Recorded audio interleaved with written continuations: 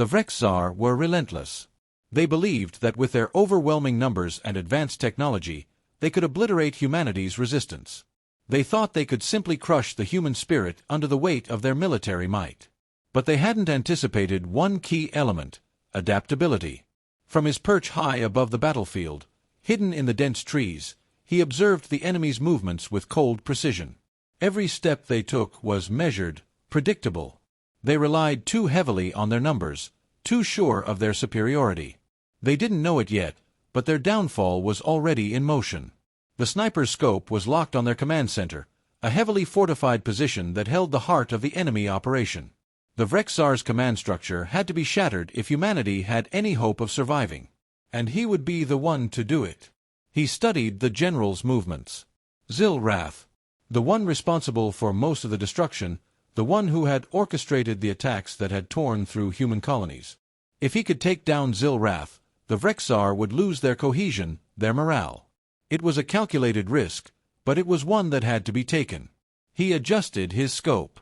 His breathing was steady, his muscles coiled with focus. The shot needed to be perfect. He adjusted for wind, distance, and atmospheric conditions. The bullet would have to travel further than usual, but with his training, it was a shot he could make. He squeezed the trigger. A single shot. The round traveled through the air like a whisper, too fast for anyone to react. Zilrath crumpled to the ground, dead before he even knew what hit him. The Vrex'Zar forces below froze. For a moment, there was only stunned silence. Then, chaos erupted. Without their leader, the enemy's command structure began to unravel. Soldiers panicked, their coordination falling apart. They had been so used to following orders from above, so conditioned to the general's will, that they didn't know how to act without him. They fumbled, shouted at each other in their alien language, struggling to regain control. The sniper didn't waste a second. He moved quickly, changing position within the tree canopy, staying just out of sight. Another shot, another leader down. The Vrex'Zar couldn't comprehend what was happening. How could one man do this to them? They searched the trees, their scanners looking for any sign of life, but they couldn't see him. He was nothing more than a shadow in the darkness, a phantom haunting their every move. He was systematically tearing them apart, one soldier at a time. But he knew this wouldn't last forever. They would adapt. They would send out search teams, deploy heavier weapons. It was only a matter of time before they found him. But for now, he had the upper hand. The Vrex'Zar were reeling. The fight was his. The enemy was regrouping, but they were not yet ready to surrender. The initial chaos had given him a brief advantage, but now the Vrex'Zar were recalibrating. They were relentless, and their soldiers were trained to adapt quickly. It wouldn't take long before they realized they were under attack from an unseen force. Their response would be swift, and it would be brutal. He had to move fast. The Vrex'Zar's leadership was in disarray, but their numbers were still overwhelming. He couldn't let them consolidate, couldn't let them pull together a new strategy. If they managed to regroup, it would be a different kind of battle, one where he wouldn't have the upper hand. He crawled along the branch, shifting to a new vantage point. His fingers were steady as he reloaded his weapon, eyes scanning the area below. The Vrex'Zar were searching now, sweeping the trees with drones and scanners.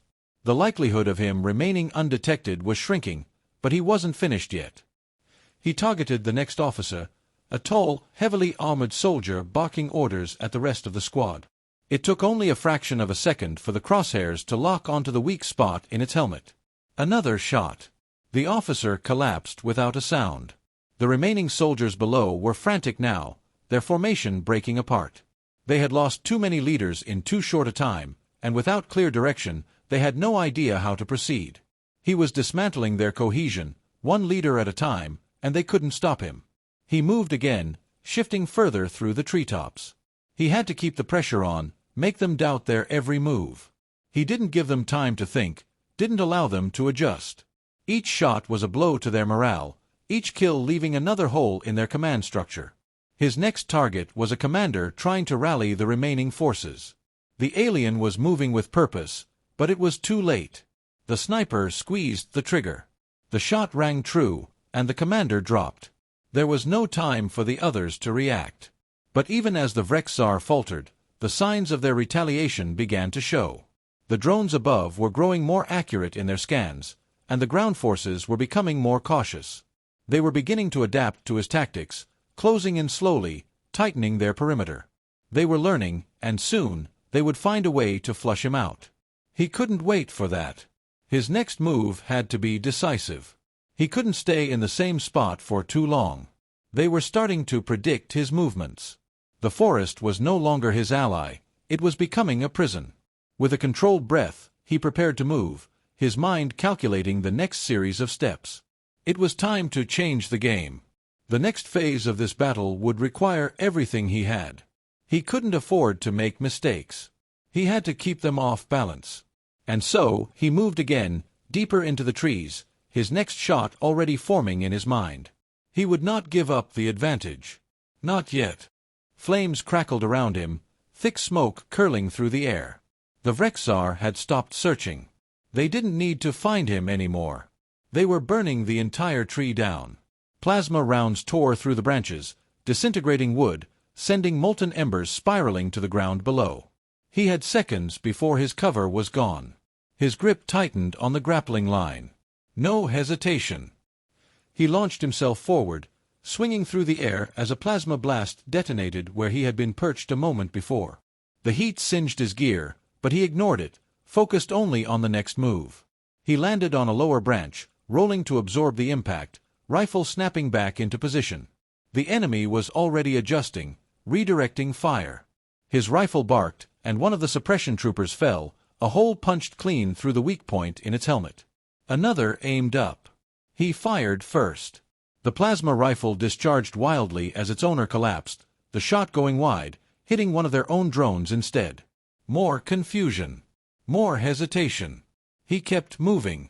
A squad of elites rushed toward the base of the tree, preparing to climb. He couldn't let them get close. He pulled a small charge from his vest, primed it, and dropped it down. The explosion rocked the ground, sending alien bodies flying, breaking their formation. They were faltering, but they weren't broken. Not yet. His earpiece crackled. A transmission cut through the static, coded human frequencies. Reinforcements were inbound, but they needed time to mobilize. He had to hold out a little longer. A warning flashed in his visor. Motion detected above. He barely had time to react before an enemy drone dived at him, its claws outstretched. He twisted mid-air, avoiding the strike, but lost his footing. The branch beneath him snapped. He fell, twisting, grappling line firing at the last second, yanking him sideways before he hit the ground. The sudden movement saved his life. Plasma fire shredded the spot where he would have landed. He swung around the trunk, using the momentum to line up another shot mid-air.